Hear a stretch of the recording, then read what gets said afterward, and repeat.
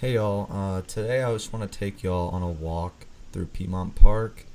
I was trying to go to the farmer's market today, and it was advertised on their website, or not website, social media, their Instagram, but for some reason they catfished me and didn't actually happen. But hope y'all enjoy this walk instead. I mean, Piedmont Park is still a beautiful park in the heart of Midtown Atlanta, so I just wanted to continue the conversation I was having last time about thoughts about being an Indian American and some different ideas I've thought about, being born at the intersection of these two cultures.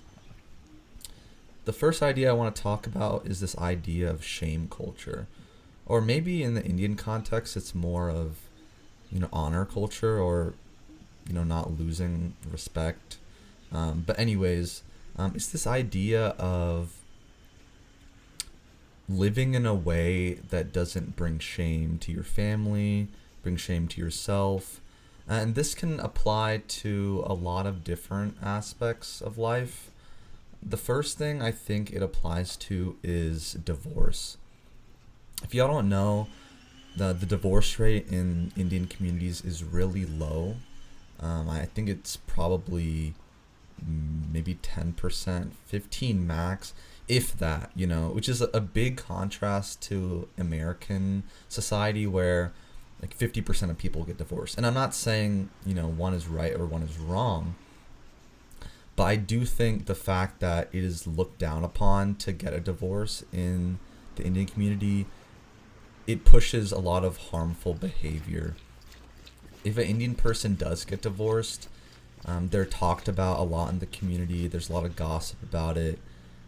You're kind of seen as bringing shame to your family and also shame to yourself. It's like, what is wrong with you for you to get divorced?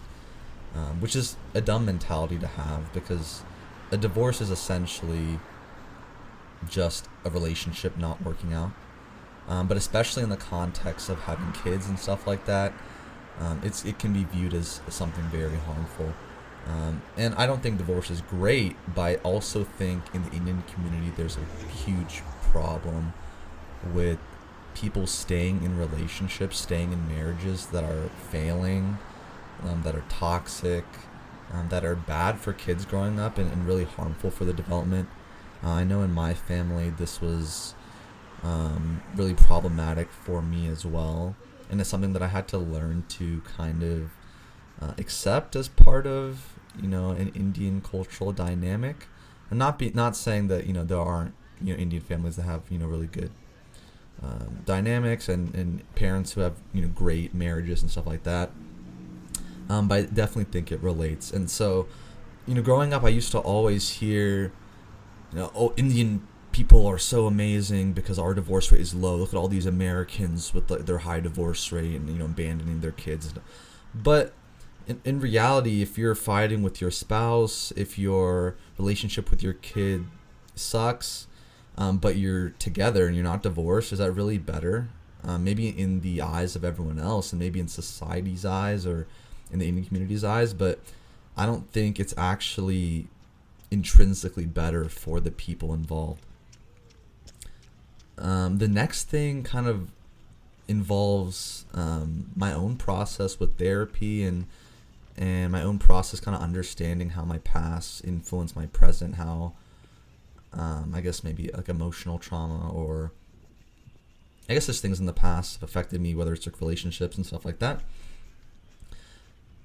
You're also not supposed to speak about your family negatively or honestly, people in relationships you're with, negatively or honestly, because it's also viewed as, shameful to, essentially, you're not supposed to be honest about your life if there's anything negative about it. It's viewed as, you're weak, or you're bringing, bad attention to your family, to your spouse, to your siblings.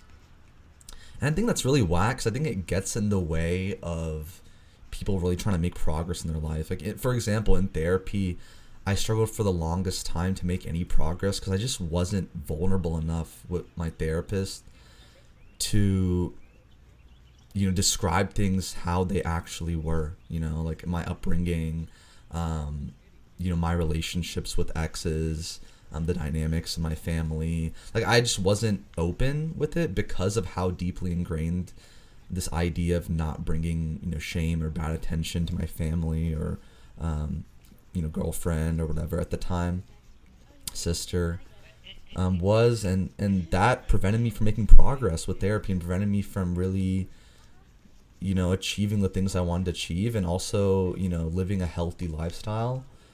And I think that that's really whack. I think it's really whack how talking about your emotions or showing emotion, whether it's, crying, getting angry, whatever.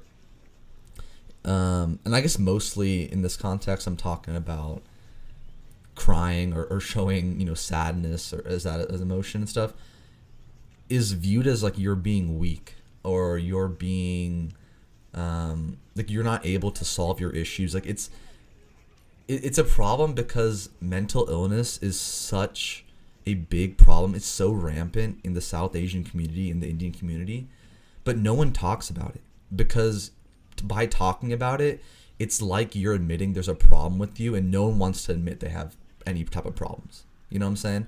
So how can you have meaningful relationships with other people?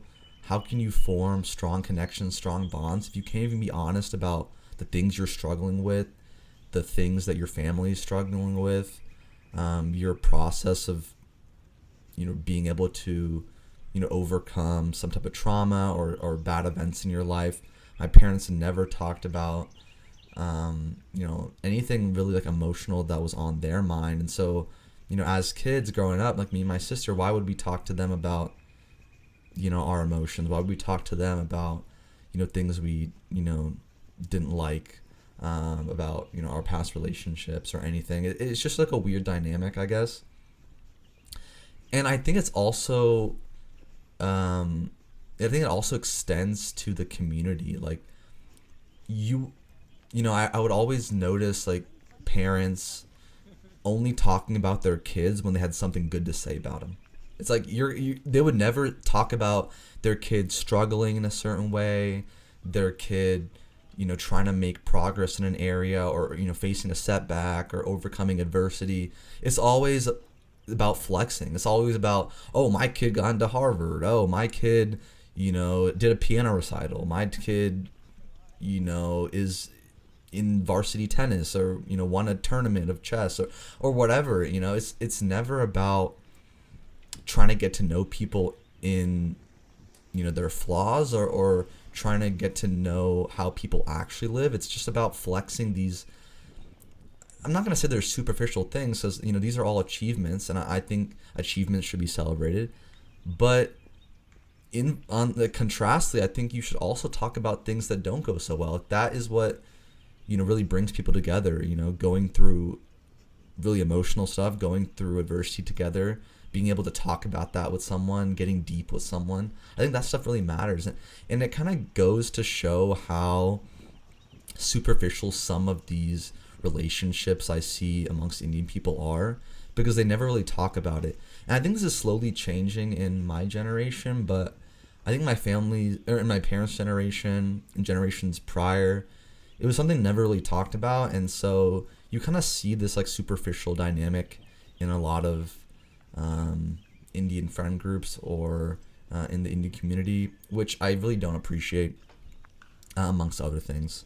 Not saying that, people don't have deep relationships, or that people don't have deep connections, but I think it's not the same way for a lot of people, and maybe things are changing, like I said, with my generation now, but that is something that I've noticed. Another thing that I don't like, I guess you could perceive it both ways. I think having respect for elders is a good thing. Obviously, I think having respect for everyone is ideal, But Indian culture, and I think maybe Asian culture in general, maybe it's just every culture, pushes this type of blind respect for elders, which I don't inherently disagree with, like I said.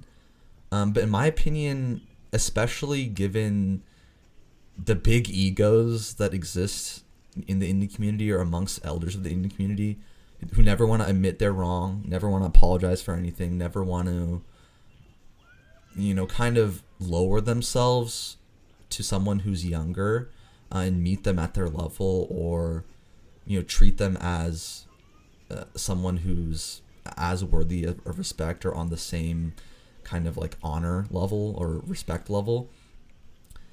I think having blind respect for elders is unhealthy, and honestly it's pretty toxic, and I think it leads to a lot of damaged relationships between older members of the community and younger members of the community. Like, how can you respect someone if they say something that's maybe against a certain religious background, something that's sexist, something that's racist?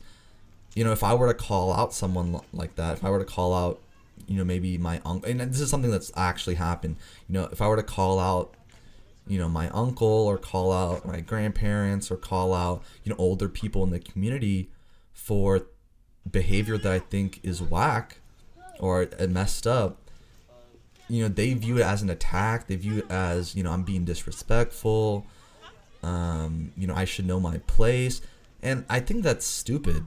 If someone says something that's wrong, if someone says something that I don't agree with, that's just not a good statement, I'm going to stand up and I'm going to speak up for that cause, or that group, or I'm just going to call it how I see it. I don't understand why people who are older are given a pass. One thing I've realized is that people who are older are not always wiser. A lot of people move through life thinking that when you're young, you don't know what you're talking about. When you're young, you're not naive. And I don't think that that's necessarily wrong. I think a lot of young people are naive, kind of, self-centered, don't really understand the bigger picture in a lot of ways. But just because you're old doesn't mean you understand all those things too, a lot of old people are also very ignorant. They also have very backwards ways of thinking, and their mentality is just not great. Like, they're not super open to new ideas, or super open to being a really respectful member of society. Like, they have a lot of biases, especially because the generations in the past, they grew up a lot differently. They didn't grow up the same that we did with the internet, and exposed to all these different cultures, all these different ideas, these different types of people. So obviously they're going to be a little bit more ignorant about people from different backgrounds, especially Indian people who have grown up in India. It's like they didn't grow up around the diversity of America, both religiously, politically, or I guess religiously they did, grew up around Muslims and Christians and Hindus, amongst other religions. But they didn't grow up around people of different races, different political affiliations. LGBT people were not as accepted back then. So, yeah. So what I'm basically trying to say is, I think that respect should be earned. I'm not going to just blindly respect someone who's older if they're going to say some stuff that I don't agree with. And this also contributes to, or kind of connects with this other idea I have. There's always drama in Indian families. There's always fighting between in-laws. There's always like random beef. And I've actually talked about this with my cousin, and she agrees. I don't know why it's such a thing in South Asian families, but it almost seems like no one wants to apologize for anything. They're always fighting over something. It could be like land, it could be property, it could be, inheritance, like whatever, like scheming behind people's backs. Like in my family, people have literally gotten kicked out of the house for stuff before. A lot of my family members don't speak to other family members for months or years after arguments or disagreements or stuff like that. It is such a super toxic mentality, which I think plays along with this idea of, blindly respecting your elders, or, maybe it could be, blindly respecting the older sibling in the family, or the older uncle, your parents, whatever it may be. And also, yeah, this is like an engagement that apparently is getting set up, which is kind of cool. I just want to let y'all know. But it's just really weird, and I don't really understand why it's such a thing. I mean, I do understand why it's a thing. Like, people have huge egos and they don't want to, apologize or admit that they're wrong. I think a big thing about being mature or about being wise is admitting your own flaws, and admitting where you went wrong or where you made mistakes. And it's something that I feel like shows me if you're really mature or if you're really grown up or not. In my eyes, whenever I hear people who talk about their exes like negatively, or bash maybe friends from the past, or bash people that they've had disagreements with or falling outs with, I always wonder at the back of my mind, what did you do wrong to cause that relationship to fail? Like, what did you do wrong that maybe triggered some type of emotions or reactions in the other person, to create this circumstance where things didn't go how you wanted them to go. And it could be a romantic relationship, platonic relationship, familial relationship, whatever. But there's always two sides of a story, there's always two sides of a coin. And that's something that I try to take accountability for. If I'm in the wrong in a certain circumstance, I'm going to apologize for it. I'm going to take accountability for it. And I'm going to learn from my mistakes, because I don't want to treat people negatively. I don't want to treat people, in a way that, they don't like, or disrespect them, or show that I'm inconsiderate or whatever. Like, I want to be the best person I can be to everyone in my life.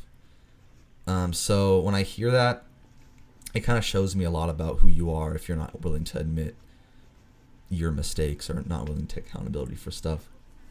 We're wrapping up here. I wanted to end the video off here. I do have more stuff I want to talk about, that relates to Indian culture, that relates to, my thoughts about being an Indian American. And so I do think I want to continue this series. I think I have a lot more to say. Keep in mind, there are a lot of great things about Indian culture. There are a lot of great things about being Indian. So I don't want to only present the negative aspects of the community or negative aspects of the culture. But I will say, going through the negatives, or maybe things that I don't appreciate first, is also therapeutic for me, and also helps me get this stuff off my chest, and helps me process it as well. So I will be talking about positives for sure, don't get me wrong, but I just want to leave it at that. Thank you all again for the support. I appreciate all y'all who commented, liked, subscribed. It means a lot to me that people actually kind of understand what I'm talking about and maybe relate personally, and like the content I'm making. Mainly I'm doing this for myself, but I appreciate all y'all, and hope to see y'all soon.